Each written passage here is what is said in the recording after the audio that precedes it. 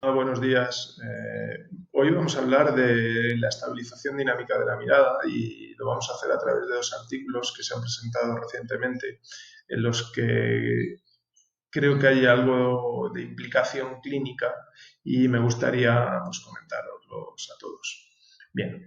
os he preparado una pequeña presentación recordando un par de conceptos sobre estabilización de la mirada. Eh, Recordaros que la función vestibular a través de los canales semicirculares y la función otolítica produce reflejos de estabilización de la mirada de forma dinámica y de la estabilización de la postura también de forma dinámica, permitiendo el funcionamiento a modo de central inercial, como es lo que está ocurriendo con este búho. Es decir, los diferentes sensores vestibulares, visuales, los usos neuromusculares de los músculos del cuello, generan señales que van a garantizar esta estabilización de la cabeza en el espacio, lo que va a permitir después una estabilización dinámica de la mirada cuando el individuo, o en este caso el animal, se desplaza, lo que permite una estabilización de la imagen en la retina. Es decir, la estabilización dinámica de la mirada pasa por un control oculomotor de calidad, dinámico, y esto permite que la imagen se proyecte en la retina central y se permite el procesamiento de esta señal. Esto es lo que llamamos la agudeza visual dinámica. Vale, primero, las velocidades de marcha de un individuo normal están en torno a 2 metros segundo. Es decir, durante esa velocidad la cabeza se desplaza de manera vertical y horizontal, aunque lo hace recorriendo muy poco espacio, muy poco momento angular. Las velocidades están en torno a 2 hercios cuando el individuo anda a esa velocidad de 2,2 metros segundo. Bien, perdón. Cuando el individuo corre, las aceleraciones evidentemente son mucho mayores y lo que es curioso es que en el plano vertical la cabeza se mueve a una velocidad que es prácticamente el doble que en el plano horizontal. Y hay que comprender también que hay veces que los picos en forma de velocidad angular pueden aumentar a mucho. Incluso se han medido frecuencias de en torno a 15-20 hercios, ¿vale?, en estos movimientos verticales y horizontales. Vale, para que haya una buena estabilización dinámica de la mirada tenemos que tener una central inercial que funcione, es decir, que nuestros canales semicirculares, utricúlo y sáculo, a través de estos reflejos vestibuloculares dinámicos estabilicen los ojos en el espacio, y para ello tenemos una disposición, como sabéis, que cubre, de estos canales, que cubre los 3 planos del espacio. Hablamos de una disposición ortogonal y a través del movimiento de la endolinfa que todos conocéis, pues produce la codificación a través de la cúpula y de estos cilios o esterocilios y cinocilios que se vinculan directamente a neuronas del nervio vestibular que van después de ello a los núcleos vestibulares y a los núcleos oculomotores y de ahí a los músculos oculomotores. Y eso lo conocemos con reflejo vestibulocular fásico, es decir, yo muevo la cabeza a la derecha un número determinado de grados y los ojos deben desplazarse el mismo número de grados en dirección contraria de manera a poder mantener estable el objetivo en la órbita. Bien, la función otolítica, el utrículo y el sáculo también participan en el control de la mirada a través de reflejos vestibuloculares otolíticos, algunos de ellos como el reflejo vestibulocular de contrarrotación, y ellos también tienen un papel en el rol de la estabilización dinámica de la mirada. Aparte de esto, tenemos también el modelo teórico de la copia eferente, es decir, cómo el organismo, a través de preprogramación, envía información a los niveles sensoriales sobre el programa que se va a ejecutar. Los niveles sensoriales codifican el movimiento que se ha ejecutado y si todo encaja con las previsiones hechas por el sistema, todo ocurre de manera automatizada. Bien, esta copia eferente, actualmente hay algún neurofisiólogo que pone en duda este modelo y apuesta por otros modelos que, bueno, en esta ocasión no viene el caso. En todo caso, tenemos el sistema vestibular a través de sus 5 sensores que participan en el control de la mirada y otros sistemas que participan de manera definitoria también para conseguir que la imagen esté estable y que se procese esa imagen de estabilidad. Por ejemplo, en la agudeza visual o estabilidad dinámica de la mirada participa evidentemente el reflejo vestibulocular, el sistema de fijación, el sistema de perseguida lenta, el sistema sacádico, un sistema optocinético en función de las condiciones, la propiocepción cervical, tiene que haber una mecánica orbitaria sana, tiene que haber un buen control postural del sujeto también. Bueno, es decir, es bastante más complejo que un solo reflejo, la estabilización dinámica de la mirada. Y es además un sistema muy preciso, porque una pequeña disociación de un par de grados consiguen que la visión se vuelva borrosa porque la imagen no se proyecta directamente en la retina central, que es ahí donde tenemos los conos y los bastones y es donde vemos con nitidez. A partir de 100 grados segundo, y sobre todo si el movimiento no es previsible por el sujeto, el principal sistema de estabilización de imagen es el reflejo vestibulocular y particularmente los canales semicirculares. Entonces, os comento el primer trabajo que se publicó en 2019, ¿vale? En octubre aproximadamente del 2019, en el cual se hace una valoración de pacientes que han tenido una pérdida de la función unilateral por neuritis vestibular y se cogen 3 grupos, un grupo de 10, un grupo de 9 y otro grupo de 9 y se hace una intervención mediante agudeza visual dinámica a través de 2 sesiones por semana de aproximadamente 30 minutos durante 4 semanas, es decir, hacen 8 sesiones de 30 minutos y en las que se les pide un trabajo activo de aproximadamente un movimiento de 10 grados en los diferentes planos de movimiento y con una velocidad entre 150, un mínimo de 150 grados hasta 300 grados segundos. En este rango angular es donde se proyectaba la imagen en la pantalla del dispositivo. ¿De acuerdo? Entonces, un primer grupo con un número de 10 sujetos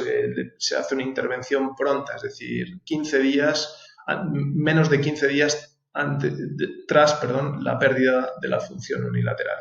El segundo grupo entra a hacer la rehabilitación entre 15 y 30 días y el tercer grupo lo hace un mes más allá del evento que los deja sin función unilateral vestibular. A partir de ahí, y bueno, evidentemente previo a eso se toman medidas de agudeza visual dinámica, preponderancia direccional, este trabajo lo hace a través del VHIT mediante una fórmula. Evidentemente valoran la ganancia de los diferentes canales semicirculares, valoran las sacadas descubiertas, las sobresacadas y presentan un DHI, es decir, el Digital Handicap Inventory a los sujetos. Entonces, tenemos aquí en la parte superior derecha de las pantallas el resultado. Primero tenemos, recordaros, la escala Logmar, es la escala del mínimo ángulo de resolución, es la que mejor mide la agudeza visual dinámica y tenemos desde 0 hasta 0,50. La primera medida que aparece aquí es la medida pre-tratamiento, ¿de acuerdo? Donde vemos que hay una gran pérdida en la ganancia, que no solo es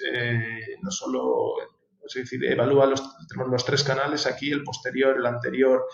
y el lateral del lado de la lesión. Y vemos que tiene una ganancia por debajo de 0,30, que equivale a perder prácticamente 3 líneas, 2-3 líneas sobre una carta, perdón, se me ha escapado, sobre una carta de Snellen. Bien, el grupo 1, es decir, el grupo que se interviene con menos de 15 días, aquí viene representado en negro. Y esta es la modificación de la ganancia, la modificación de la agudeza visual dinámica representado en logmar que obtiene este grupo, y en blanco ahí ves los plots con los otros dos grupos, es decir, los grupos más tardíos, de tal forma que la mejor recuperación en la ganancia, otra vez con la ganancia, no es la ganancia, perdón, la recuperación en logmar viene dada por el grupo en el que se hace una intervención pronta. Y la conclusión de este trabajo es que la intervención temprana modifica de manera más eficaz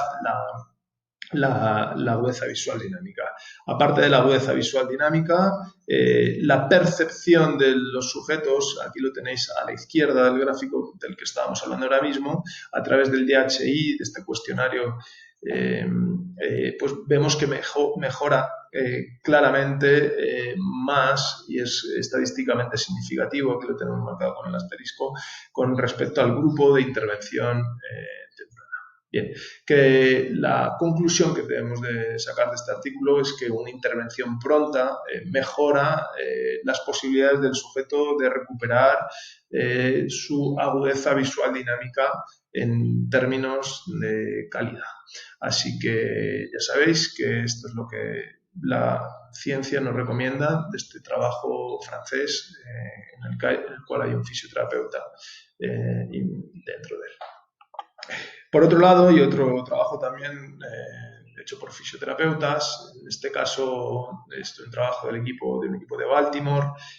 capitaneado por Michael Schubert, que cogen a 43 pacientes con una disfunción unilateral, esta vez tras cirugía del neurinoma, y cogen a estos pacientes y les van a incluir en un programa de rehabilitación con